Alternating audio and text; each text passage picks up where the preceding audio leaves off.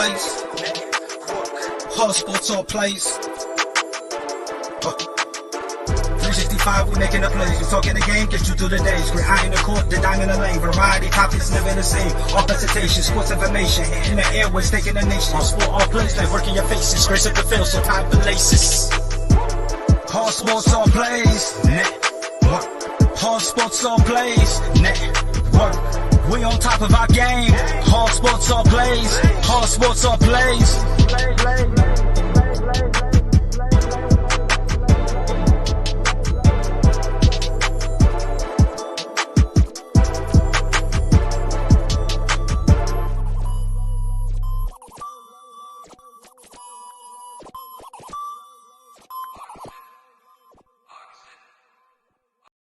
Suzanne's Paparazzi Jewelry, 24/7 shopping available. 160920 is the code. Show her some love, like she showed us, from all of us here at the ASAP Network.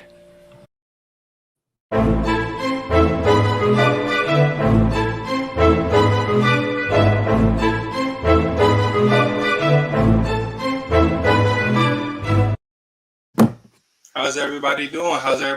My name is Christopher Brown, and today I have Trey and my guy Big Dog with me, and this is the college basketball special. Gentlemen, how you guys doing tonight? Chilling, doing good, ready for the madness. Let's go. It's time. It's been too long, man. We missed it last year. It's time for the madness. Yeah, Trey, how you doing tonight? Oh, I'm doing good, man. It's a greatest time of the year. Spring is here. I know daylight savings times happened today. We lost that hour, but whatever. We get that extra hour of sunlight. We have March Madness coming up right around the corner. Masters. Then we have playoffs. It's the best time of year. I don't care what anyone says. I'll put this over the Super Bowl or anything. I'm just happy. Like you said, it's been over 700 days since we had this NCAA tournament. I'm ready to get into it. We got GIF last year. Let's get ready to rock and roll, baby. I'm excited. Yes, I'm definitely excited having college basketball back, having March Madness back. It's the best time of the year because it's something you really cannot predict. But before we get into these brackets, guys, I have a question for both of you. Trey, I'll start with you first. How has COVID affected this tournament? And do you see COVID-19 affecting this tournament, when it begins? If you would have asked me this prior to the conference championship games, I would have said no, because they're all in a bubble. They're all staying safe. But we all saw what happened in the Big 12 tournament with Kansas not being able to play because of one COVID test. Virginia and Duke at the ACC, two top powerhouse teams in the ACC, not being able to play because of one COVID test and stuff. But I think the NCAA and the way they're doing it in Indianapolis is that you only need 5 players to play. And with the rapid testing and everything like that, I think they're going to be able to get all these games in. But I like how they're having those 4 teams, standby teams as well. That should help if just in case none of these teams can fulfill. But you only need 5 players to play, and that's the only protocol that you need. And that's all you really need in college basketball because some of these teams only play 7 players anyway. And that is true. So, I mean, and plus they're young guns. They're 18, 19, 20 years old. They can play all day. They're used to AAU basketball for crying out loud where they play 2 or 3 times a day. So that's going to be no issues. And plus all those TV timeouts and everything like that. I could see it kind of being a problem, but I don't think it's going to be as big as a problem as it was for the conference tournament because I feel like the conference champion tournaments weren't really ready for it. I think they caught them by surprise, but I think the NCAA got a little bit ahead of it, and I think that they're ready to rock and roll, and I don't think anything's going to stop them from making that money. Oh, you hit it on the board. Nothing's going to stop the NCAA, making their money. But, you brought up, only 5 players playing. I remember when Colin Sexton, now with the Cleveland Cavaliers, it was 3 guys Alabama had because, incident that happened. And he went on and he showed why, what he's doing right now. If you watch that game, you wouldn't be surprised because he had a heart of a lion right there. And honestly, if I think a team has to play 5 players, 4 players, we're going to see a lot of players play like that. But Big Dog, I'm transferring this question to you. How do you think COVID-19 is going to affect the tournament? And do you think, it might have some effects when the tournament begins? It's scary. It's scary how this thing has been around a year now, and it's still affecting little things. The tournament, as Trey said, NCAA is prepared. They're ready to go with this thing. But I think one team is going to get knocked out by it, unfortunately. I mean, the odds are there. No one thought it would happen in the conference tournaments, and 3 huge programs got knocked out. I mean, when Duke went down with it, Duke, Coach K, Duke is is a national brand here. You know, it's like McDonald's. So for them to get knocked out, and then Kansas, who has always been, you know, you could always pencil Kansas in at least for the Sweet 16 every year, for them to get knocked out, you know. So a lot of these teams are going to be playing, you know, I think they'll be going to be a little tentative because they're like, all right, guys, we got to stay healthy. We got to stay together, you know, and that's going to mess with their nerves. I know, and they're young kids, because these kids, they're going to want to go out. They're going to want to, you know, hang out. They're going to want to, you know, do this, do that. And the coach is going to be like, no, guys, you got to stay here. You got to stay here. So it's going to mess with their psyche a little bit. I think some of the teams that have like juniors and seniors that are playing might be a little better off this year. I think the one and done factor and the teams that have a younger lineup are going to be more affected by it, because those guys are saying to themselves, well, you know, I need to get a chance to play because, you know, if I'm a one and doneer, I want to get to the draft. This is a big showcase for me. So I think COVID's going to have more of a mental effect on the players than an actual game effect, because, you know, it'll mess with you definitely mentally. So it's gonna affect the guys, but, you know, hopefully they'll get all the games in. Hopefully they'll be full rosters, but it won't surprise me if one team goes down because of the virus, unfortunately. Yeah, you brought up a good point, you know, with the one and done guys, you know, thinking about, man, how the play is going to help my draft status. You know, I'm also thinking about the juniors or the seniors that, you know, we remember years in the past, a great, you know, March Madness, a great tournament, a great game will boost your draft stock. I remember Dante DiVincenzo from Villanova. What a great game he had in the championship game. And I think he ended up being a lottery pick off of one game. Yeah. So, you know, last year robbed us of that, because it was some guys in my mind, I thought they had good tournaments. They, you know, because some guys when they're drafted, they might have been drafted. Or instead of second rounders, they might have been first rounders. So I definitely hope COVID does not rob us of that, because I want these young guys, you know, to have a chance to go in the big leagues, because that's what they played all their lives for. And it's no better place to show how good you are in March Madness. Oh yeah, I mean, I think a big example was a couple years ago with John Morant. I mean, John Morant was kind of known, but when Ja hit the tournament, man, he was all over the television shit, and I mean, he raised up, but he was the number 2 pick or something like that. So yes. the tournament really helped it helps a lot of players, but I think that's like a very current example of how a player can really boost their draft status in the tournament. Yeah. So yeah. Yeah, I mean, if you look at Steph Curry, he was known. He was probably going to be a second-round pick. No one just thought he was just a shooter. But then he had that miraculous run going into the Elite Eight. He's kind of what got the ball rolling for these young guards, or for the guards to get notify these smaller players. And if all you got to do is make a big run, and that's what makes you become higher draft pick. So you'll make a good point on that. But yeah, John Morant was the latest one to have that great tournament run, the highlight reels and everything like that, which I still think he should have been the number 1 overall pick, but that's just me. That's a time for a different story. But he's getting paid, so it's okay. He's doing all right. He's getting paid. He's the face of the Grizzlies right now. When I look at that team, honestly, how it worked out, the hype he had and how good he was, he probably ended up, you know, could have been the number 1 pick. But if you actually looked at how it worked out, I think both players are in the right situation. Oh yeah. Yeah. Yeah. You're right. No. And talking about Steph Curry, man, you know, it's like I remember that when Davidson made that run, you know, and talking about that, and then like, you know, my dad and I sitting there like, well, you know, is he as good, because his father was an amazing 3-point shooter, as we all remember. Yes. And then you comparing him to his dad, and he's surpassed his dad big time at this point, you know. But yeah, the bloodlines were there, you know, and you know, did we know Steph would blow up like this? We maybe did, but it's just exactly. Great example with Davidson. I didn't even think about that. It's been a minute since that. Yeah, just turned 33 recently, so long time since we've seen him in a tournament. But let's talk about some of these teams that's in the tournament. We're gonna start with the top 4 teams in each seed, top 4 teams in each region. So let's start with the West. You have number 1 Gonzaga, number 2 Iowa, number 3 Kansas, number 4 Virginia. How do you guys think about that? Well, I mean, I think. To me, and I mean, I'm gonna let the cat right out of the bag. I think this is Gonzaga's tournament to lose. I think these guys are the far superior team in the entire field of 68. All year they've just been balling. I know they had a little close call in the Western Conference, the WCC final, but overall, I think, you know, Gonzaga's had a very consistent program for the last 15, 20 years now, and they've been building and building and building.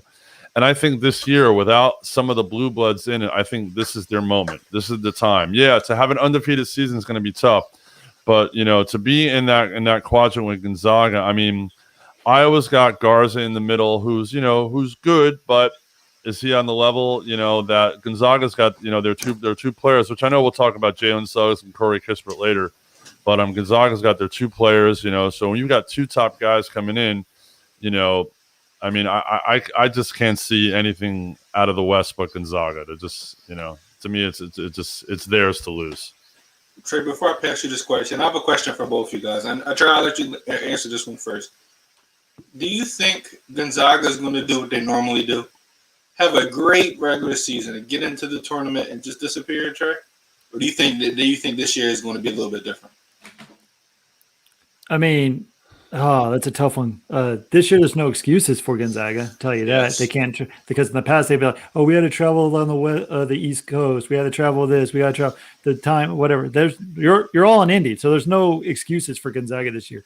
You're the undefeated team. You're the superior team by all purposes. This has to be their year. But honestly, until I see it, I think that Gonzaga is going to falter. I really do. I think their lack of they played a tough schedule beginning of the year, but then when you get in that conference, you kind of get lagged in that the crappy conference that they're in. BYU gave them a good fight. They kind of get a little blueprint on how to handle them and how to beat them. But Gonzaga can score like that. I just think that until you prove it to me, until Virginia proved it last year, you have to show. I just think Gonzaga is just the Cinderella story that became a powerhouse and they can't do anything. I think they're actually in a tough regional. I really do. I mean, you have Kansas in your regional. You have Iowa, like you said. I think Luka, he's the only player to have his number retired while still playing. I mean, he's two-time. We'll talk about him later. He's a big-time, two-time Big Ten Player of the Year. The dude's unreal. Iowa's playing some good ball right now, especially in the tough Big Ten that got a lot of teams in. But I just think Gonzaga is the favorite, but I would not put it past. I can see him making to this Elite Eight, no problem. But will they get past the Elite Eight? That's where I'm going to have to see what the matchups are. But right now, I just have them going to the Elite Eight. Gonzaga, like they have no pressure, but they have all the pressure. Exactly. Like I said, this is a team that we go into, 9 times out of 10 people fill out their bracket, they say Gonzaga's going all the way. They're going all the way. Mm-hmm. And then you look at them and something never goes right. And I look at the players on this team, they got a guy in Jalen Suggs, another guy we're going to talk about a little bit later. I've been watching him since high school. So I want to see him, put some big time performances on, help lead his team, to help his draft stock. But, like we said, this is a team that for some reason March Madness comes and they're just not the same team that they are in the regular season. It's interesting, and they do have, unfortunately, the history of faltering in the tournament. But I have a feeling, and I think this is another subject we'll probably talk about later, but the fact that the entire tournament is in one city is going to bring all these guys back to their AAU days. All these guys played AAU ball. They'd all go to a city. They'd all play a tournament, And, yeah, you got to be there for a month. But I think the lack of travel is really going to help teams like Gonzaga, teams like Alabama, which we'll talk about. I know I'm getting a little ahead. But, things like that, I think being in one place for the entire tournament is going to really help these teams that faltered and might have been because of travel, because of time differences, because, and not having a crowd there. They're going to have a crowd, but like minimal people. You're not going to have the crowd rooting for the upset. You're not going to have that noise when all of a sudden the lower seed is up on the higher seed and there's going to be an upset, a Cinderella upset, this and that. There's not going to be that vibe. So these teams that, are faltered beforehand, all these factors that would play against them, I think are not there. So that's why, I'm strong. That's why I'm strongly for Gonzaga this year. Listen, man, I hope they get it done because, I'm tired of it. I know Gonzaga fans are tired of it. I know the players are tired of it. So, hopefully this year is different. Let's move on to the South region and their top 4 seeds. Number 1, we have Baylor, 2 Ohio State, 3 Arkansas, 4 Purdue. Trey, what are your thoughts on that region? Honestly, I know Baylor got out in the semifinals against Oklahoma State, who Cade Cunningham for Oklahoma State caught fire and basically got Baylor out. But Baylor's one of those teams, man, if they're not hitting their threes, they're a streaky team. Like, if they're not hitting those threes, they can be lights out in the first round, but they play great defense. Those three guards and T, Mitchell, Butler, all those three guards right there, they all play great defense. They can all shoot no matter where they're at. They can score. Honestly, I think this bracket actually sets up. It's going to be an interesting matchup. I'm in that second round. I'm going to have North Carolina Baylor. North Carolina with those big dogs in the middle. They can protect the paint. They can guard the 3-point line. They get second chance points. North Carolina does. That's going to be if Baylor can get past North Carolina in the second round, there's no one stopping them going to the Final Four. They have to get past the second round. But I mean, Ohio State Ohio State, I don't trust. They're in and out, in and out, in and out. You don't know what you're going to get. I mean, they lost 4 in a row going into the Big Ten championship game. But I think Purdue, I'm not really worried about. Purdue is the number 4 team. They're just in a tough conference. I think that's the only reason they got number 4. I'm not very high on Purdue. And then, of course, I'm going to go 1 seed higher on Villanova. Villanova, if they didn't lose Gillespie, they had a great chance chance becoming a 2 or 3 seed team. And they could easily knock off a Baylor team. But without Gillespie, we saw what they did in the tournament. They didn't make it to the finals. So if Baylor can get past the second round, I can totally see them going to the Final Four with ease. Think about that, big dog. Well, it's funny. Yeah, I do agree with the Baylor pick. However, even though with Gillespie out, don't count out Jay Wright and Villanova. Villanova's, don't count out Jay Wright, man. Jay Wright can coach. To me, he's a top 5 coach in the country. The way he's coached the last few years. So he'll have those guys prepared. He'll be like, all right, guys, Gillespie's out. We got to regroup. We got to regain. We got to beat these guys another way. So if anyone's going to upset Baylor, I think they can upset them in the Sweet 16 because I have them getting to the Sweet 16 against Baylor. On the other side, Ohio State looked good in the Big Ten tournament. But, I don't know. I mean, they made some mental errors at the end of the game tonight. I don't know if you guys watched the end and in overtime. And, you can't make those kind of mental errors, So, and even though the Big Ten had a good year, I think Baylor physically is the best team in that region. So if they can get past Villanova, I see Baylor winning that whole thing in the South because I don't think, I have an upset in that region, but it's early on and it has nothing to do with Baylor. But, yeah, I think, but we said they're streaky, but at the same point, they had that. I think they had a 14-15 day layoff because of COVID like that, so they are a little fresher too. So we got to remember that they are a little fresher. So I think that's going to help definitely. And I have Baylor coming out of the South. Ooh, Baylor coming out of the South. That's a great prediction. Let's move on to the Midwest. Number 1, you have Illinois. Number 2, you have Houston. 3, West Virginia, and 4, Oklahoma State. Trey, you talked about Oklahoma State a little bit earlier. What's your thought on this region? I actually like Oklahoma State. I actually might have them coming out of this region.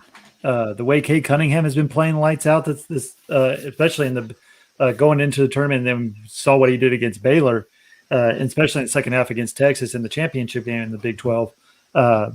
Like we said in the beginning, it's all about it takes one player. That's what the NCAA tournament's all about. It's about that one guard or one player getting hot in the tournament and carrying your team. And Cade Cunningham, who's probably going to be the number 1 overall pick, which I do believe, he can easily carry this team. And not only is he a solo great shooter, but he's making his teammates around him better. You have the Boone twins in the middle who can guard the paint.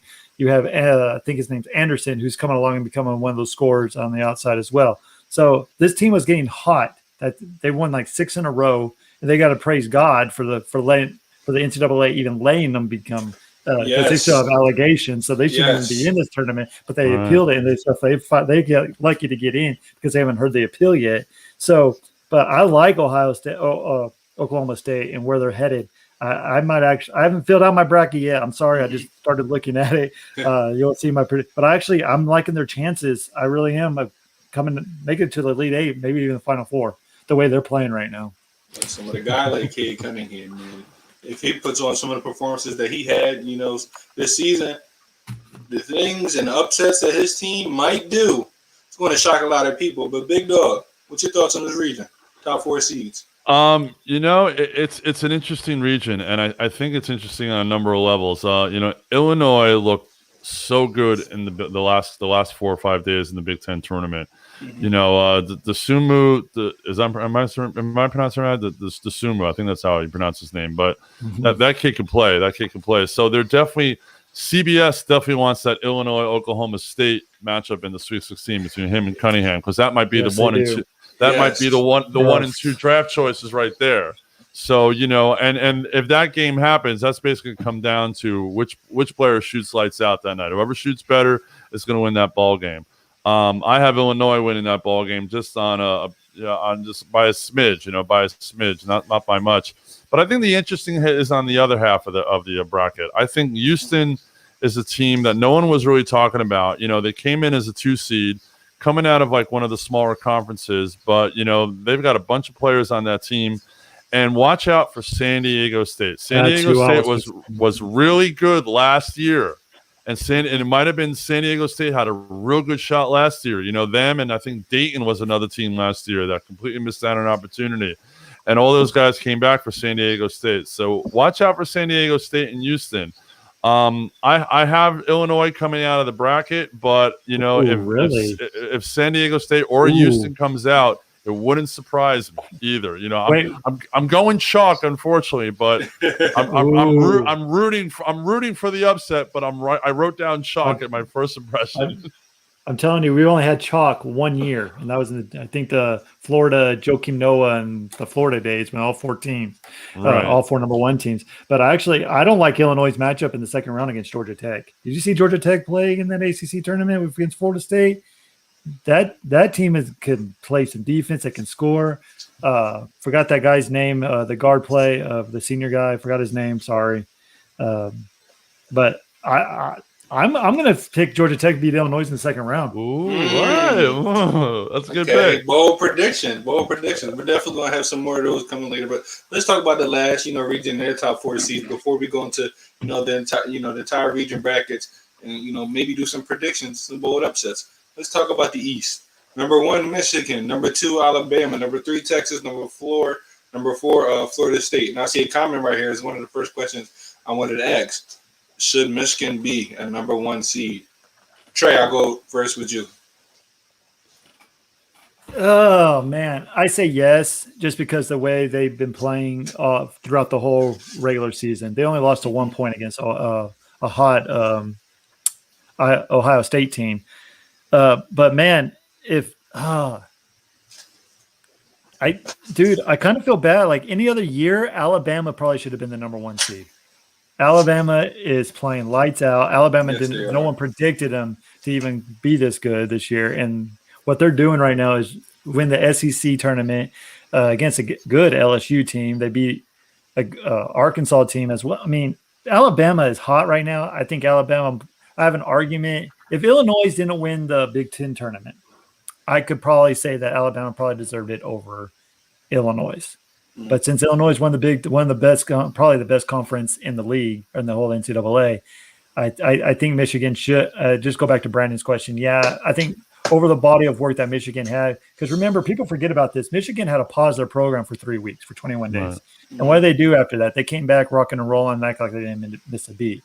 Howard has those boys rocking and rolling. No one expected this out of Michigan this year. They maybe thought about it a couple of years from now. But right now, I think the body of work and the teams that they play and the teams that they beat Ohio State twice. I just think they're the best team in the Big Ten in the regular season. I think that, they got it right. They should have been number 1 overall seed. But, I mean, if you want to look at this region, I think one of the top 4 teams that got a raw deal out of this is Texas. Mm-hmm. Texas against Abilene Christian.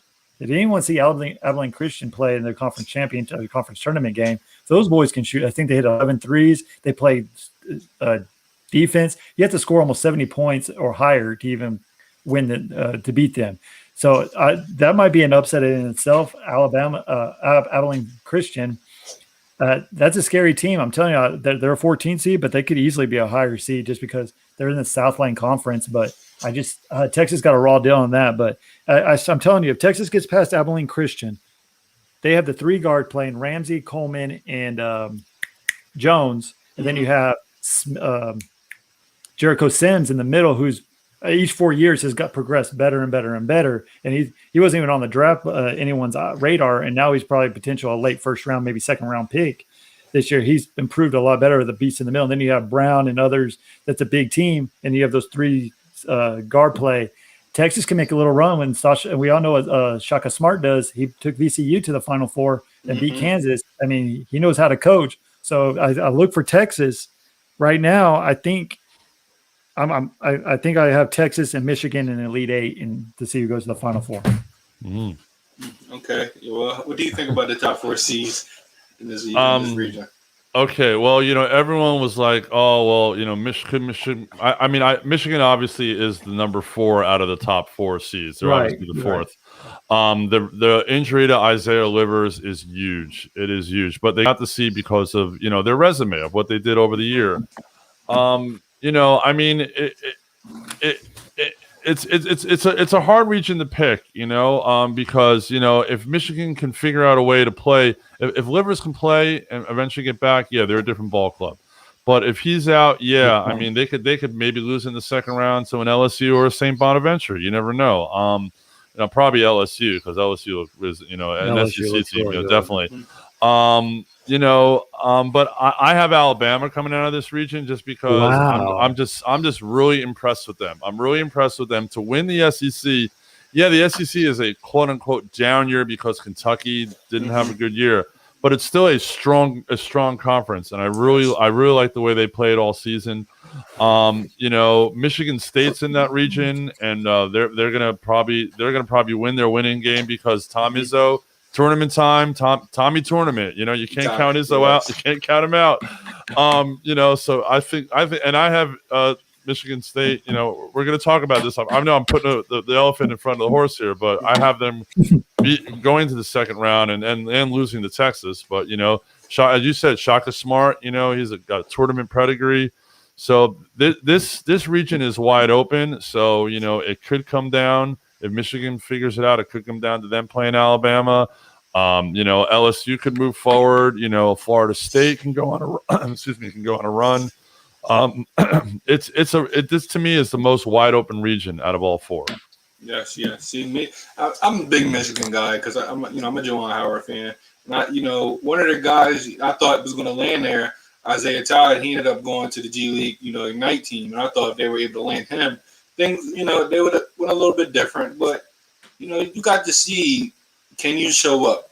But I want to address this comment right here with my guy Brandon Herrera. No, Zaga versus Illinois. Ooh. You talking about throwing it out there, Brandon? Man. Talking about throwing it out there. Well, because Minnesota's not in it, so Brandon doesn't have a horse in the fight. He's Minnesota everything. I will respect him for that. He's Minnesota everything. I'll respect him for that. He is, definitely. All right, let's talk about, since we just ended with the East region, let's talk about the entire thing. When you look at these matchups, do you see any crazy upsets? I do. I do. Okay, talk to me. What do you guys see? All right. Well, I'm going to go with my man Patrick Ewing. Dang it! Over Colorado.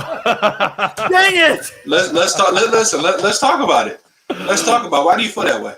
My man Patrick Ewing. Okay, first off, when Madison Square Garden dissed him, did you see that story? Crazy. No, that was crazy. No, the man's got the man's jerseys in the rafters. You don't do that. You don't do that. No. I grew up. I'm originally from New Jersey. I grew up a Knicks fan. Patrick Ewing was my guy growing up. And the fact that he's back at his alma mater, the fact that he took that Big East team and he won that tournament.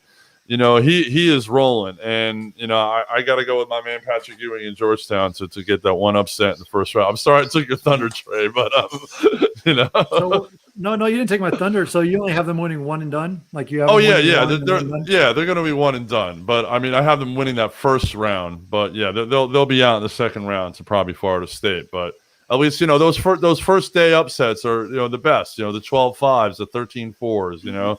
So, and there's always a 12-5 every year. So always pick a 12-5. Yeah, always pick a 12 over 5. Yeah, I have 2 of them, but this is my big one is Georgetown beating Colorado. Everything. When you look at, you go ahead. You can finish that. No, I'm saying that's my one thing. I mean, maybe Maryland can. I could see them beating UConn. I was going to talk about that. Yeah. But see, is that really an upset though in Maryland? Because Maryland, I think Maryland's a better team than UConn. Yeah, Maryland's it's not good. exactly. They are It's a good not a team. real 7-10 matchup. No, it's not. So, but yeah, my one upset is Georgetown beating Colorado. You feeling the same way, Trey? Yeah, but I'm going to go one step further. I actually have Okay. I'm actually thinking of this. I think Georgetown's going to beat Colorado because I don't trust Colorado. I think the Pac-12 is down. I think they shouldn't even got as much teams as they should got in to begin with. But honestly, that 4-13 matchup, Florida State, UNC, Greensboro. I'm going to pick 13 over 4. Wow. All And I right. think Georgetown's going to win that one. I think Georgetown's going to play Michigan in the Sweet 16. Ooh, wow. go back to the 80s. Come on, here we go. But after midnight tonight, I might change after double thinking and double checking everything. But I'm high on this North Carolina Greensboro team, man. They're a good team. Florida State, I never trust in the tournament. They had that one good run to the Elite Eight one year. But I seen them play against Georgia Tech. I just seen them play against North Carolina. They shouldn't even beat North Carolina, to be honest with you. And North Carolina played like trash that game. Greensboro is playing on a different level. It's going to be a tough matchup. That might be the one upset that I have. Oh, besides Georgetown. But I mean, I just look at this bracket and on this region, like BYU is going to play the winner of Michigan State, UCLA. Anyone going to pick BYU over Michigan State? I don't think that's an upset. I mean, I'm just trying to think of a far upset, and hard to believe that we're talking about a Georgetown team who's known from the Thompson era and his son and everything, that those dominant teams that they used to have, as an upset pick and making a run. But when you go into a conference tournament as have a losing record, and then you win the tournament and they beat the best teams, they beat the 1 seed, they beat the 3, they beat a Creighton team by 40 points almost, a sharpshooting Creighton team. I just have confidence in Georgetown. Patrick Ewing knows how to play, work with these guys. I just think that Georgetown's going to make it to the Sweet 16 and make it a little bit more Cinderella story for Patrick Ewing. Man, I hope so. But let's go right along. Let's talk about the South region. When you're looking at this, do you see any upsets? Yes. What upsets Who do do you you? see? That's what I want to see. My bold prediction, and they were talking about this earlier, that they were talking about how Utah State can run, how those guys play at a very fast pace, and how those guys can shoot the lights out. And I was just going to address this comment too. Yeah, so something tells. Yeah, there you go, Eduardo. Yeah, Utah State. That's my one upset for that region is them winning that first round game. There's nothing else really jumps out at me. Carolina, Wisconsin, 8-9. You could go either way on that one. But yeah, Florida, Virginia Tech. How do you guys feel about that?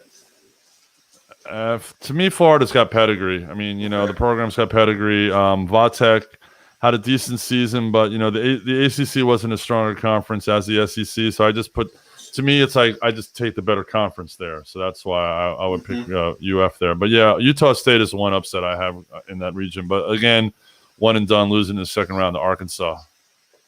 Trey, let me ask you this: UNC or Wisconsin? Oh, I got UNC. Okay, I do. Wisconsin kind of faltered. They didn't look. To me, they didn't look impressive. I'm sorry, that just might just be me. But North Carolina, what they did at the end of the year and what they did in the ACC tournament, like one shot away from probably going to the conference championship game. From the way that they started from being on the bubble to making it to an 8 seed, is a great defeat of it in itself. Roy Williams, they have big boys in the middle. They don't shoot the ball particularly well, but they get those offensive rebounds. I think in one game they got 15 rebounds in 4 minutes of offensive rebounds. I think North Carolina is primed to make a little run here. Win the first, beat Wisconsin. I don't think they have enough to beat Baylor. I think Baylor's going to get them, maybe. I don't know. I have to mind over that a little bit. But like you said, I can't go Utah State over Tech because I don't think that Utah State probably should have even been in this tournament. I think Utah probably should have been one of the first 4 playing, or they should have been one of the reserve teams out. They're on the bubble all week. The resume wasn't as good. They can run and everything, but Chris Beard and Texas Tech and those guys, they know how to play defense. They know They pushed Texas to the limit. They were one foul call away from advancing. They could have easily been the Big 12 champion, and they would have been the 3 seed. I don't put anything past Beard. He's a hell of a coach. He took that team to a championship. He was 1 second away or a couple seconds away from becoming a national champion himself. He just has a good pedigree.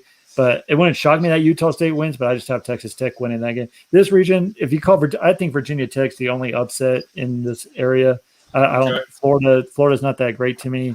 Virginia Tech's coming off a COVID layoff. We saw that they kind of look lackluster against North Carolina. A little, not worn out, but like sloppy a little bit from not playing that much. I just think that getting more practice now, and they played that one game, I think that Virginia Tech is poised to beat Florida in the 10-7 matchup, and then have them. But on this region, I hardly have any upsets. If you want to call that Virginia Tech one an upset, but I don't see anyone upsetting in this region, which means everyone's going to be upset at this region. Exactly. Yeah. When you look at this, which teams do you think can really give Baylor a run for their money? Arkansas. Arkansas. Okay. What do you think about that? Tech can't. Tech and Baylor already played, and Baylor's demolished. Baylor matches up well against Tech. Yes. I mean, to me, as I think I have Villanova playing them in the Sweet 16. So if Jay Wright has those guys balling and playing right, and their point guard is back, then they can definitely run with Baylor. And then Ohio State and possibly in the Elite Eight, they could maybe run with Baylor. But at the end of the day, let's use the most overused phrase in sports. At the end of the day, I can see I still have Baylor coming out of that region, but yeah, I don't. It's going to be a good region, some real good ball games, but I wouldn't surprise if this region ends up being chalk. It just wouldn't surprise me whatsoever. I think the teams are, even. I think they're even at the top, and then the bottom's kind of weak. So it'll be interesting. Okay. Let's move along. Let's talk about the West region. I'll say this. I don't want to call it an upset, but the team, I talked about it earlier, VCU, going against Oregon, putting money on VCU. I told you guys off air, guy named Sean Highland, from Delaware, averaging about 19.5 points, knockdown shooter, can get to the basket, create for others, really good defense, really good off-ball defender. And if I look at it, I don't want to call it an upset, 10-7 seed, but in a lot of people's eyes, they say upset. And, when I'm looking at this region, that's definitely a team that I see, winning their first game. But when you guys look at the West region, you all go with you first. Do you see any upsets? And what team do you think can, give Gonzaga a run for their money? All right. Well, the only upset I have in the first round is I have UCal Santa Barbara beating Creighton, and the reason. Listen, great minds think alike. Great minds think alike. And the reason I have that is twofold. One, they had a real strong season in their conference, and two, Creighton's got a huge injury, and they got demolished in the Big East final. So between the injury and the mental you get, when you get clobbered by that much in your conference final like that, that's a rough one. So, and again, another 5-12. So, I got them, but eventually I see them losing to Virginia. As long as Virginia can get clean and get past COVID, Virginia, I could see them playing Virginia and losing to Virginia. I like VCU a little bit, but Oregon did win the regular season championship in the Pac-10, and I think you got to give them a little bit of credit there, for winning that. But again, I think no matter who wins that game, I think they'll lose to Iowa because the big man on Iowa guards is too much to handle. So that's really the only upset I have in that region. Speaking of guards, I have a question for you guys. Do you think if he has, a great tournament, that's going to be able to make me push him up to a lottery pick? Because when I look at a lot of mock drafts, I'm seeing him, at 23 in second round. When you look at his guy, we see it a lot where, guys that, are stars in college, but teams don't think they'll translate. Do you think, this guy, do you think he can play himself into a lottery pick? And do you think he should be a lottery pick? Trey, I'll go with, you first. Yeah. We no one saw Steph Curry or Jalen Morant in the lottery until the NCAA tournament. That's what the NCAA tournament's all about, and that's why I kind of like these young players because everyone remembers. You don't remember the regular season. You don't remember even probably the conference tournaments. Even, but everyone remembers that deep run to the second weekend in the NCAA tournament, the guard play and how they affect and how you carry that team and the memorable moments and stuff like that. So yeah, if he makes a big run right now and gets there, I can see him becoming a lottery pick easily. No problem whatsoever. Yeah, what do you think about that? Well, I mean, look, he put up good numbers this year. He was 23-9. He's 6'11", 265. That's a big boy. That's a big boy. I mean, and any team who needs that kind of body in the middle, yeah, the NBA game is definitely not the dump it down the lane, post up, game like it used to be. It's an inside, more of an inside outside game. But if you got a big body like that inside, you got guys who are shooting from the outside, you need a good rebounder. He's going to grab you 9-10 rebounds a night. So if he can play well in the tournament and get to at least the Sweet 16, maybe the Elite Eight, you never know. He could definitely improve his draft status. Lottery, I don't know about lottery, but he could maybe get up to top 15 if he's low. It all depends. As we know, it depends on who's picking there. Who needs the body. Who needs that type of center. But yeah, he could be another John Morant, improve his draft status. Move up. He definitely has all the potential. So I would like to see him do it. Physically, I think he's got a good NBA body. He doesn't. He's not 6'11", 230. That extra 35 pounds will really help in the NBA, as we've seen. When I look at teams, and that trade, I'm going to give it to you in a second. When I look at teams that could potentially draft them, a team that I want to draft them, honestly, is Charlotte. Oh, yeah. Him, LaMelo, Gordon Hayward. I think they need a big man, that they can dump it down to, because it's not always throw it to a big man in a post, but sometimes you need that for your offensive scheme, and you need a big man that you can count on to get you at least 15. Just give him the ball. Sometimes you got to feed it inside out. So I think a great situation for him is to go to Charlotte. I think Charlotte's a big man away from being truly competitive in that Eastern Conference. But will Jordan be able to pull the trigger and draft him? Who knows? He got his first draft. Listen, this is the first time I can say Michael Jordan got a draft. Right? Exactly. But he doesn't have a history of it. He does not have a history of it. Devontae Graham, a sleeper pick. When you got to look at a guy like Malik Monk, who his role right now is just looking like a spark plug off the bench. And when you're drafting somebody in the lottery, a spark plug off the bench, honestly, is not what you need. Right. That's true. He kind of reminds me of that kid. They called him Big Country. I think he played for Oklahoma State back in the day. Yeah, it reminds me of him from back in the day a little bit. The guy, that my guy, Shaquille O'Neal, said for some reason, Big Country used to give him a lot of problems. I don't know why. He never said why, but Big Country used to give him a lot of problems. But let's talk about this last region, the Midwest region. What do you guys think about this? Do you see any upsets? Do you see anybody, contending with Illinois? And how far, do you think Oklahoma State will go? I'll start with you first.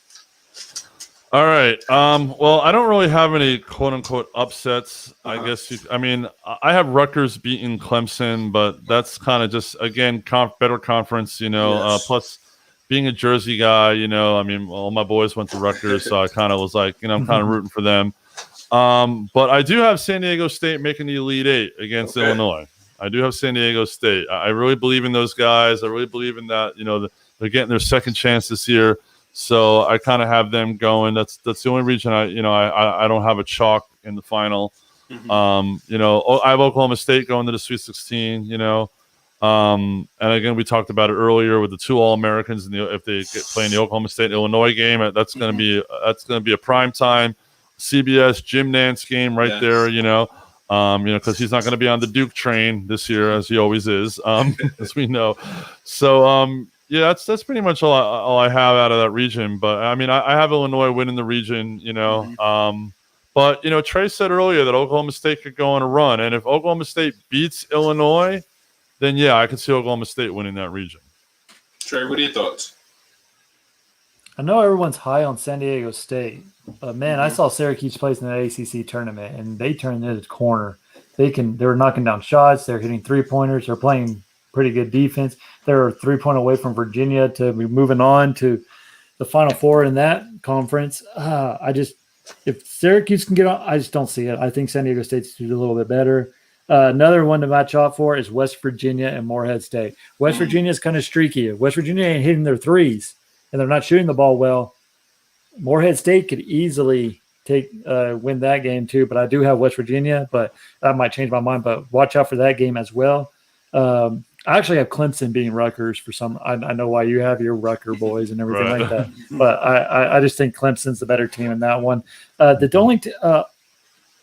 don't know why I'm going to do this, but I have Oregon State beating Tennessee. And I was just going to talk about it. I was just going to bring that up.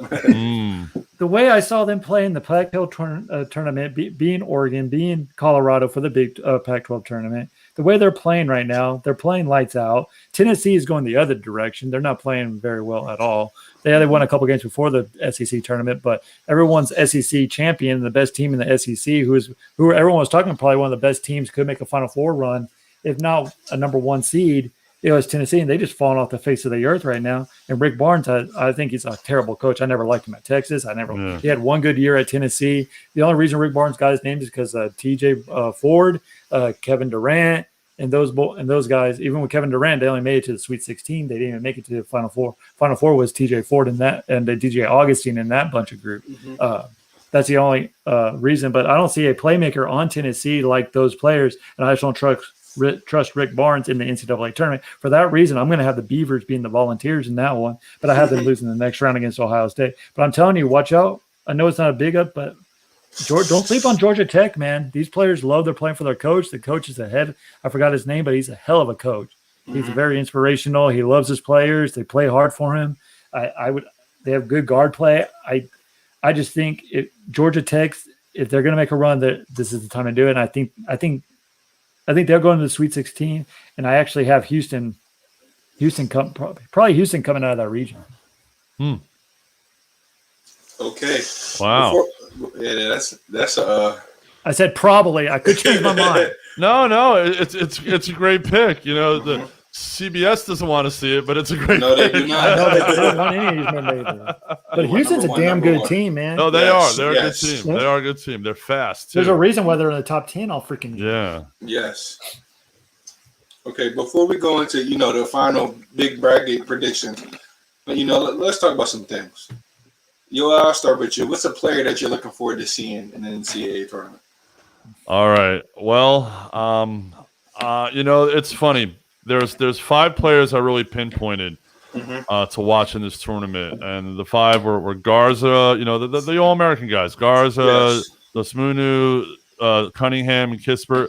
But I really want to watch Jalen Suggs, man. That kid, his first step is probably one of the fastest in college basketball right now. And he basically is like, give me the ball, get out the way, and let me go. And so I'm really looking forward to watching him play. And that 1-2 punch of him and Kispert with Gonzaga can really make those guys roll. Cunningham is the projected number 1. And if Cunningham has the kind of tournament that we've been talking about, he'll definitely solidify that number 1. But don't be surprised if Gonzaga goes all the way and Suggs balls out, the Suggs jumps into that number 1 spot. So I can see Suggs tournament. I really can't. That kid can. Oh yeah, I'm definitely a big fan. He's one of the guys on my list. But before I get into my list, Jeremy, give it to you with some players that you're looking forward to seeing in this tournament. I'm with Big Dog there. I think Suggs is the team to be, the guy to watch. Not only is he a hell of an offensive player and has that first quick step, he's a hell of a defensive player too. I mean, he basically took that game over defensively and on the offenses when BYU was manhandling them in the first half. And all he kept saying is, it's March. And that's what you want to see is like, I'm here. I'm taking this game over. Nothing's going to stop me. And that's what's going to do it. But I'm going to go out of the box a little bit, and I'm going to go Coleman out of Texas. Okay. He's a senior out of Texas. He's been there all 4 years. He's been with Shaka Smart even through the VCU when Shaka Smart was at VCU. He recruited him out of junior high, and he stuck with Shaka, and that's his guy. And Coleman says, and he had a 30-point game in the Big 12 championship game against Cade Cunningham, mind you. I just think if Texas is going to make a run this year, it has to be on Coleman, and Coleman plays the way he did in the Big 12 tournament. Watch his draft stock. No one's even talking about him. He might become one of the NBA players in the late first round, second round guard play as well. But I honestly, like you said, it's going to be about Cade Cunningham. We all know about Cade Cunningham. We all see what he can do. He might have a crappy first half, but then he'll score 20 unanswered points in the second half. That boy could shoot lights out. He makes his teammates better. He's going to be the number 1 overall pick unless he falters in this NCAA tournament. But you're right. Suggs and Cunningham were probably the 2 top guards, I think, in this NCAA tournament. But I'm looking to see if Coleman can take that leap and see what seniors do in this tournament, because what's all the NCAA tournament is all about is upperclassmen and guard play. And that's what Coleman is. He's an upperclassman. He carries a team. And I want to see how, because remember, people think Shasha Smart's out of the he's still on the out of the hot seat for Texas. I'm here to say if they don't make a run, if they get out in the first round, you think the Texas boosters are going to be happy with that? I don't. They paid him a lot of money to do a lot more than what he's doing right now. I mean, Rick Barnes took his team to the freaking Elite Eight, Final Four. Shaka came and get you to the second weekend. So it's a big ifs, ands, or buts about that. But I just think Coleman, if he leads his team, Texas is a force to be reckoned with, and that's who I'm going to be looking out for. Yeah. One more player I want to mention that I totally forgot about. The kid out of Alabama, Jaden Shackelford. Yeah. He could be the John Morant of this tournament. Because he could you can hear that ice all over. I'm like, I heard that ice. I'm sorry. He could be the John Morant of this tournament because he had a great SEC tournament. He's quick, he's fast, he's a good ball handler, good outside shooter.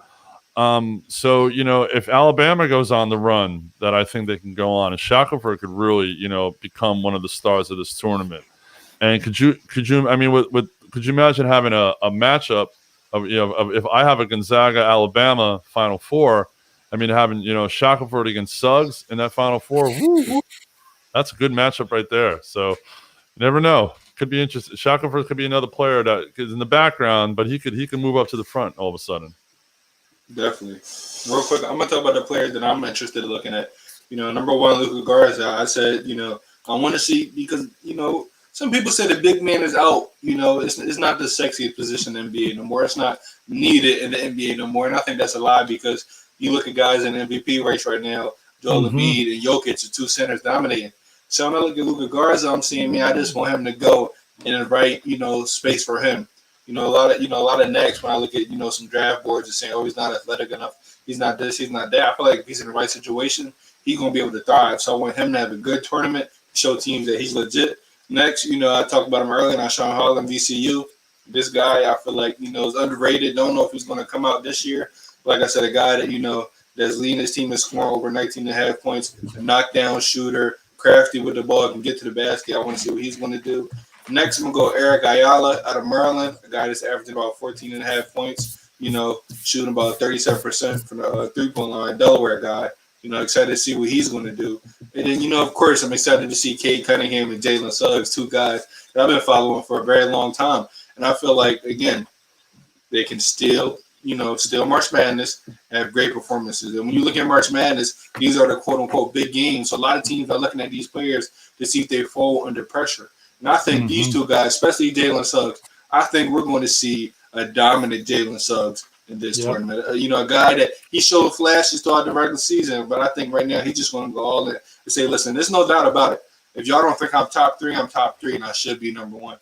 I cannot wait to see it. I miss March Madness because I miss seeing these matchups, and I miss seeing these players go out and have great performances. I definitely missed that last year. It sucked not having it. Oh, yeah. No doubt. Well, it's funny. There's one matchup that, even though it's not going to be much of a ball game, the Baylor Hartford matchup. I got to give a shout out to my wife. My wife is a Hartford alumni, and we woke up yesterday morning and watched Hartford win the America East. So she was jumping around the house, all excited about Hartford. So and then we're watching the brackets that came out. And she's like, "Oh, we're playing Baylor." I'm like, "Yep." She goes, "Well, it was fun while it lasted, but." Big shout out to the Hartford Hawks, man, making the tournament for the first time, man. Yes. And real quick, Trey, I'm gonna start with you. Are there any teams you're excited to watch in this tournament? Any teams? What? Teams? Any specific teams are you're excited to watch in this tournament? Oh man, I'm anxious to see Arkansas and see how they are. They came out of nowhere a little bit. See how they make a run. Honestly, there's so many. There's so many. There's one I can't. honestly, I want to see what. Damn. I don't know. There's so many. I'm with Georgetown. I want to see, is this just a fluke thing or whatever? If they just got hot in the NCAA tournament or the Big East tournament or whatever. And let's not forget, there's one point I wanted to bring up. You talked about Creighton and how they got blown out. You got to remember that racial comment that the coach made for Creighton. Do these players really want to keep playing for this coach, and have they given up on him? He's got to build trust, and that's where I think that's going to make a big factor in picking these games as well. But honestly, it's Georgetown for me. Georgetown, of course, I live in Texas. I have to go with Texas. And then another team I really want to look forward to is San Diego State. San Diego State has been that good team, but they haven't got over that hump to make them that team to look out for in the future to get recognition. And if they can beat Syracuse, I mean, they got a tough draw. They got Syracuse the first round, and then they possibly have West Virginia in the next round. Then they play Houston. If they can make it to the Sweet 16 or Elite 8, that'd be a success in my book to me. So that's one team I'm really looking forward to seeing. My two teams, real quick before I pass it to you, dog. My two teams are Villanova and Michigan. You know, as soon as the brackets came out, you know, I searched hashtag college basketball to see what, you know, people are seeing about these teams. And a lot of people are giving up on Villanova. A lot of people are giving up on Michigan. And these two teams that, you know, I really, really like, I think can do big things if they play consistent. You know, that's always a big factor. You're playing one game, you got to play your best. So, you know, these two teams at their best, I feel like they can make a run. So, you know, when I look at teams, I like a lot of teams in this tournament, but, you know, two teams that I'm excited to see because of all the doubters, all the naysayers, and all the, you know, disrespectful things people are saying about them is Villanova and Michigan. But Big Dog, giving it to you. Are there any teams you're excited to watch it, you know, this tournament? Well, I mean, in general, I'm excited about the tournament because, as we said, we really missed it last year. I live for these next couple of weeks. It's so much fun. You know, the TV schedule is a little different. It's Friday, Saturday, Sunday, Monday. It's the first which is few perfect. rounds. Which is perfect. Yeah. But I love waking up Thursday morning, turn on the set at noon. I mean, I'm on the East Coast, so 12 o'clock, boom, just plant myself because I'm usually off on Thursdays, so it's kind of nice. But you know, it's all good. You know, there's a couple teams I'm really excited about, and it's funny growing up on the East Coast. You know, I grew up watching those classic Big East matchups. You know, Georgetown, St. John's, Villanova. You know, so I'm really looking forward to Georgetown. And you know, Gonzaga and San Diego State. A lot of teams we talked about. You know, I think Iowa is going to be really interesting. I don't know, something about Iowa is going to be really interesting, and something about Alabama is going to be interesting too. But yeah, those are kind of the teams that I'm excited to watch everything, but those kind of teams I'm going to focus in on. And Villanova with Jay Wright, you know, see what he can do with this guy with the guard out. See if he can pull those guys together and make a typical Jay Wright Villanova run. Because you know, and just in general, to watch the tournament without a Duke, without a Kentucky in it. I mean, you know, those are blue bloods. Those you get this, you know, you can pencil those guys in Sweet 16 every year. So to have a tournament without either of those teams, man, you know it's definitely a pandemic, and strange stuff is going to happen when those two teams are not in the tournament. So, you know, it could be strange. Like if you remember the Final Four a couple years ago, it was Virginia and then a couple of low seeds, and Virginia won. So, you know, it could be a chalk tournament, or it could be like a couple of 5, 6, and 7s. Who knows? You know, and this has been a crazy year for college basketball. So, but yeah, those are kind of the teams I'm going to focus in on, basically. Okay, we're coming to end. So I got a quick question for you guys. We're looking at this total bracket, right, and all the teams on here. Is there any team you feel like got snubbed? Is there any team you feel like got snubbed? I think Louisville got snubbed a little bit. I don't. I think Louisville. I don't know why. I've just something about Louisville. They just, you know, they could have been in a playing game because. Again, to me, the ACC is a better conference over the Pac-12. So them playing UCLA instead of Michigan State, them playing Michigan State instead of UCLA playing them, you know, I could have seen that. Do you think that, or a quick question, with Duke and Kentucky being out, do you feel like getting UCLA in that helped? Oh yeah, Helped UCLA because they needed that big name and that moneymaker. Oh, that's definitely. Well, I mean, back in the day, Michigan State UCLA could have been a final. So to have them in a playing game, it's interesting to see some of the matchups. In general, there are some there could be some classic football matchups in this tournament. So that could we be saw really that in the SEC this year. We saw that in the SEC. Exactly. You had Alabama LSU. That's a football game. That's not a basketball game. We could easily end up with a Texas Alabama game here. So I don't really know. I mean, the teams they say that were the first four out. I mean, Louisville maybe could have beat out UCLA, but that's about it for me. But the way I agree, I could go in the playing game, the first four for Louisville. Colorado State shouldn't be. St. Louis, Ole Miss, no. Ole Miss. All those first four out should have been out. Louisville's the only gripe I could have kind of argued with, but all they had to do was beat Duke, and they couldn't do that. They couldn't beat the 10 seed, a bad Duke. I don't want to say a bad Duke team, but a struggling Duke team. This year, it was a bad struggling. Only this year. But going in, that's why I hated when COVID hit that one player or whoever, and they knocked him out of it because they were kind of striving a little. They were starting to look a little dangerous. I want to see they could get, but all they had to do was beat Duke, and they had no ifs, ands, or buts about it. That's it. ACC was down this year. ACC wasn't the top conference like they usually is. It was the Big 10 and Big 12 this year from top to bottom, I do believe. ACC, I don't know. I think they got six, 7 teams in, probably more than what they should have got in, but. I have no gripe. I think the committee got it right. For one, I'm never going to listen to Joey Brackets ever again on ESPN. That dude had everything wrong. He had Syracuse as one of the play-in 4 games. He had Wichita State out of the tournament and Drake out of the tournament. And they're both playing each other. So I've never listened to Joey Brackets again. When Joey Brackets says it's going to be total opposite because that guy has no idea what he's talking about. Sorry, that's just the way I feel. But honestly, I think this is the first year the committee from top to bottom actually got it right. But don't forget, Louisville is actually one of those teams too that are on standby. So if any of these teams see, I don't know how that works either. I haven't watched any program though. So if Kansas can't go, do they reshuffle the seeding, or is Louisville going as the number 3 seed? I don't.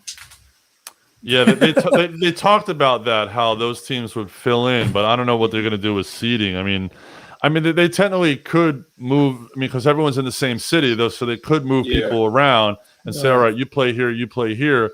But at the same point, I think it's by Tuesday is the final day that if something happens after Tuesday, it's like. It's a no contest, and you just win or lose. That's what I'm afraid of. But I think they're gonna. It'll be interesting if that happens, and if they reseed or what they end up doing. I'm sure they have a contingency plan. But you were talking about Duke before, yeah. If Duke didn't get out and they went on a run in the ACC, I think they definitely would have gotten in more from a financial and a TV aspect. And could you imagine if they had UCLA's spot? And it was Michigan State Duke in a playing game. They were hyping it up like it was a championship. What? That game would have been on primetime, 7:00, CBS. Boom, So that would have been interesting. Yeah, definitely. Cool. Coming down to I got a couple more questions. One question is, which team, if any team, do you see making that miraculous run? It's always that one team that nobody expects. That makes it to the Sweet 16 or somehow makes it to the Elite 8. Do you see any teams doing this, or you pretty much think it's going to be the top teams just doing what they have to do, take care of business, and make it as far as they need to make it? I'll go with you first. All right. Well, as I said earlier, I have a lot of chalk. In the end, I have a lot of chalk. Yeah, you do. I do. I'm sorry, I do.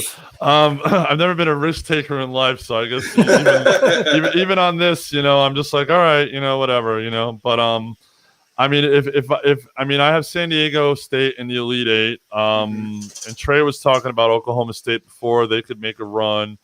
And he was talking about Texas before too. So those are probably the two. I would agree with Trey on those two teams making a run. Jim Boeheim can make a run. He did it a couple years ago. Before. Yeah, he's in the first 4. Yeah, the first 4, and he made a run to an Elite 8, I think, or something like that. No, Final 4. He was the Final 4. Right. You're right. yeah, so Villanova can make a run. I keep on talking about. I've talked about Jay Wright all day. He could make. They can make. You cannot sleep on Jay Wright and them. If Kansas stays healthy, they could make a run to the Elite Eight.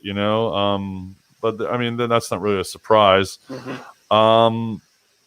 Yeah, I mean, those are the only. I couldn't see any double-digit seed besides possibly Syracuse, just because of Boeheim. Making the run at this point. I think all the teams, being in the same, as I said earlier, being in the same city, no time change, no travel. A little more focus. I think the bigger, the higher seeds and the better teams will really push through because of that. So yeah, I don't know. No real bold prediction. I'm sorry. It's fine. Listen, it's fine. No bold prediction is still a prediction in itself.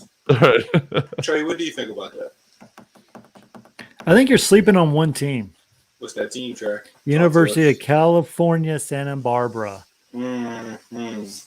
If they have Creighton didn't look that good in the Big 12. I think they're going to upset Creighton. I have them beating Creighton. And then I don't trust if Virginia's going to have their hands full against Ohio team. That's pretty good too. Mm-hmm. We all know Virginia. Yeah, they won the championship 2 years ago, but they also were the first team to lose to a 16 seed as a 1 seed. So we really can't. Bennett is a good coach, but he's also the teams are like iffy and then that. I think I saw them play last night. I think this team can make a run. They're a 12 seed. If it falls right, if they beat Creighton and they beat Virginia, they can beat Virginia in the second round. And then they're going to face that Gonzaga team where I think they might end, but that's a good run for Santa Barbara. But I mean, it's just hard this year because usually like these teams like the Villanovas, Gonzagas, they're the Cinderella teams that we look to make a run. And this year it's like the Syracuses, the Georgetowns, the Michigan States. It's like it's the whole thing's done a 180. But honestly, I know everyone's high on Alabama. I am too. But don't sleep on Rick Pitino and Iona. That he has them rocking and rolling right now. Don't sleep on him. Remember, he's packed 5 suits or 6 suits. He's not leaving Indiana. He's ready. And that team's playing really well. Rick Pitino, say what you want to about him, but he's a hell of a coach. He's a very good coach at Louisville, Kentucky, and won all those championships over there. But Alabama's too much. But if they can get, I could see them getting an upset too, but like I said, I just have Alabama win that one. Wichita State, do they have a chance to make a run? They could if they beat Drake. I think California Santa Barbara has the best chance the way everything falls to make it to that second weekend and make a little bit of noise in the tournament. Well, I'll tell you, if they do, that's where Jim Rome went to school. So Jim Rome will be all over. I know. They're phenomenal. That's all. I can't do Jim Rome. But I'm trying to do Frank Caliendo doing Jim Rome. But yeah, no. As long as we don't have to listen to Bill Walton explain to me why the Beavers more dangerous to the world. The Beavers are more dangerous to the world. Oh, that'd be that. Exactly. Enough of Bill Walton. I hear you. I feel the same way. We're wrapping it up. I have a task, for all of us. Whenever we get a chance, hopefully, for these first games, let's fill out the bracket. Everybody fill out their individual bracket. What we're going to do, ladies and gentlemen, we're going to post on all the social media pages, Instagram, Twitter, Facebook, and I want to hear your reactions. Here's my task for the viewers. What I want you to do is fill out your bracket. Whoever has the best bracket or ends up getting everything correct will get their very own ASAP Network t-shirt. That is my task. That is my contest for the viewers. You can fill out your bracket and send it to us, and we'll post it. We'll compare. Because, during March Madness, we're going to have some shows. We're going to cover some things. And if one of you guys, first of all, if you guys end up having the correct bracket, I hope you did the contest to win that money. I'm going to say that first and foremost. But make sure you send it to us, and, we're going to look through it. We're going to post them all. Whoever has the best bracket, so we'll get that very own ASAP Network t-shirt. And, guys, I had my bracket done probably by tomorrow. Me, I missed the upset. I'll tell you right now, I missed the upset and go for my friends. And that's why I always go wrong each March Madness. I always go wrong. So my friend played here, let me root for him. And then, it may not go that well. But I'm going for him anyway. I'm a homer. It's not gonna, it's never gonna leave me. I'm always gonna be a homer. But yes, let's try to have these brackets done. Do you guys think you're gonna have a perfect bracket? Oh, it's no. You never know. You never know. No way. No. It's always these people who have perfect brackets who don't have TVs, don't watch college basketball, and they just pick. They have no say so. They just guess. They just guess and they get it right because they have no say so. And it's us diehard, like we do studying for like I'm pretty sure all three of us won't get any sleep until Friday till noon o'clock. We'll be like filling out different brackets, and then we're like the first 3 games. Well, crap. We lost 2 games already. It's like, but the key is it's not the first. It's what people don't understand is the key is, you might lose 1-2 here in the first, second round, but you got to keep your Final Four and your championship teams in because that's where the bigger points come into play. That's the key. Like my wife, she hates sports. I'm just going to tell you that right now. But she loves filling out these brackets. In the first year, she picked a 16 over a 1 seed that never happened before, and then she gets the colors. But after that, she started studying and started doing some things, and she beat me 3 out of the last 4 years. So I'm just telling you, it's fun. If you're a couple, if your wife doesn't like sports, if your husband doesn't like sports, it's fun just to banter and talk about over the dinner table. Like my bracket's better than yours. It's just it brings people together. It really does. It's just a fun thing. You go to Buffalo Wild Wings, you have beer, you just sit back. It's a great time. But that's just the key. Don't worry about the first 2 rounds. If you get 1 or 2 or 3 or even 4 or 5 wrong, just keep your Final Four intact. That's where the major points come into play. Exactly. And it's funny. I've been doing these things since I'm probably a little older than you guys. I've been doing this thing since I was a kid with my dad. And it's always fun. Yes. I remember when I was young. I used to fill out like 10, 12 brackets. And now my wife's like, just do 2. Just do 2, and you're good to go. I said, okay. Well, do you remember, like, I know back when I was growing up and I was a little kid, in the back of the newspaper it had the bracket and you cut it out, and then what I did is I cut it out and I posted it on the living room wall. My mom hated me for this, and I fill it out and try to be an analyst and everything like that. It's just fun. It just brings out the little kid in us, man. It's just so much fun. Props to CBS for doing this for a couple. It's been a couple of years now, but finally getting on all 4 stations where we can watch any game we want to instead of that one regional 16 versus 1 on CBS. So we have to sit there and we got to watch the score at the corner. So props to CBS for finally doing this. Oh yeah, it's great when you're just sitting there, boom, boom, or you got picture in picture. You got one on your phone and one on this, and you can watch all 4 games at one time. Yeah, I remember that, man, and I remember. There were some games where it come down to the wire, and CBS when they get there just in time. You'd be like, "Come on, change!" You'd be waiting for it. Just be yelling at the television, this game's over. Who cares? That type of thing. Oh yeah, man, I remember that. That was fun.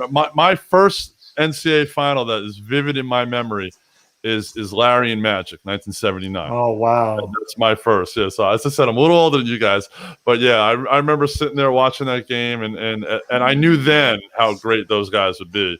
And then just every final after that, I remember watching Jordan hit the shot in '82. The 5 slam and jamma in the '80s. Valpo. Remember Valpo? I remember that shot. I remember the North Carolina State game. Back those games in the '80s, man. And when they were playing those games at small gyms before they went to the big stadiums. When they I think the last final they played in an arena was 85 or 86. I want to see the Rupp Arena or the old Meadowlands Arena, and then they started going to the big stadiums after that. So.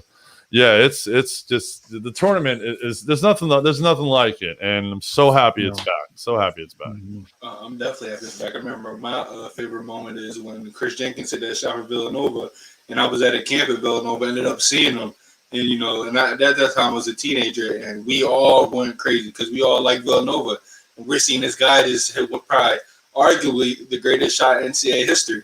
Yes, and then man, that was fun. That was a great, picture to take because I just remember watching. I'm like, did they just lose to that? And he comes back and hit that, and we talking about that. That's why we love March Madness, because of shots like that, because of plays like that. Didn't when that shot go up? Didn't Jay Wright say ball game or something like that? Wasn't there? I wouldn't be surprised if he did. No surprise. Yeah, I wouldn't be surprised. I remember seeing a tape or something where he just turned to his bench and said "ball game" and he walked over and did something like that. I remember that, something like that. Yeah, that was crazy. I was working that night and I was watching. I was at a gig and I'm playing and I'm watching and the shot went up and like in the middle of my set I'm like freaking out on stage and then everyone's looking at me. I'm like, basketball game. I'm like, okay, yeah. That kind of thing. Crazy stuff. That was definitely a great moment. But we're wrapping it up. And Trey, thank you for joining us. Thank you for giving us the insight. We definitely miss you on ASAP. You always give us the knowledge that we need. So thank you for joining us tonight. Thank you for having me. I'm always here for y'all, man. Yes. Well, it was great, guys. It was great. Like I said, for all the viewers out there, fill out those brackets, send it to us because we're going to be posting them. We're going to be talking about it. And, we're definitely going to be covering this crazy March Madness because we're glad it's back. And we can't wait to watch these games. So for everybody out there watching and supporting, thank you. And until next time, peace. All right. All sports, all plays. Yeah. All sports, all plays. All sports, all plays. 365, we making the plays. You talking the game, get you through the days. Great eye in the court, the dime in the lane. Variety, topics never the same. All presentation, sports information. Hitting the airways, taking the nation. All sport, all plays, like working your faces. Grace at the field, so tie the laces. All sports, all plays. Network. All sports, all plays. Network.